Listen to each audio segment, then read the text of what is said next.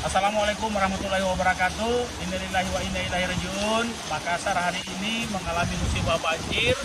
Itu bukan hanya di pinggir kota, tapi di tengah kota.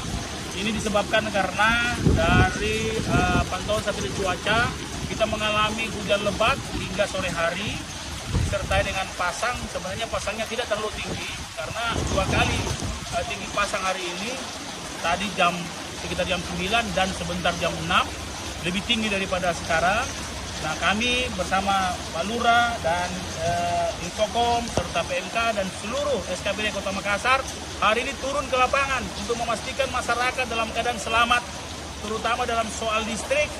Bagaimana anak-anak kita, saya sudah perintahkan kepada seluruh sekolah-sekolah untuk memulangkan anak-anak kita, pulangkan ke rumah masing-masing, memastikan anak-anak kita ada di rumah, dan senantiasa dihindari barang-barang besi karena air sekarang sudah kondisi 1 meter hampir di seluruh wilayah Kota Makassar, dan eskalasi cuaca makin hari sampai puncaknya jam 12 dari pantauan cuaca jam 12 sampai jam 1.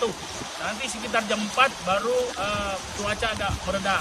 Sehingga kepada seluruh masyarakat Makassar, pertama selamatkan diri kita semua, selamatkan anak-anak kita, keluarga kita, pastikan ada di rumah, dan sekali lagi jangan menghindari di luar rumah karena air banyak mobil-mobil terjebak dan tidak bisa jalan lagi, terutama mobil metik. Dan sekali lagi pemerintah kota, walaupun karena seperti ini kita siap, bentar lagi kita akan mengevakuasi lewat pemadam kebakaran salah satu masyarakat yang sakit. Dan bagi ada yang membutuhkan evakuasi, segera hubungi 112. Kami standby dengan kekuatan penuh. Semua 22.800 pemerintah Kota Makassar bersama 6.000 RT/RW. Hari ini kita standby semua dan kami siap untuk memberi bantuan insya Allah jika dibutuhkan.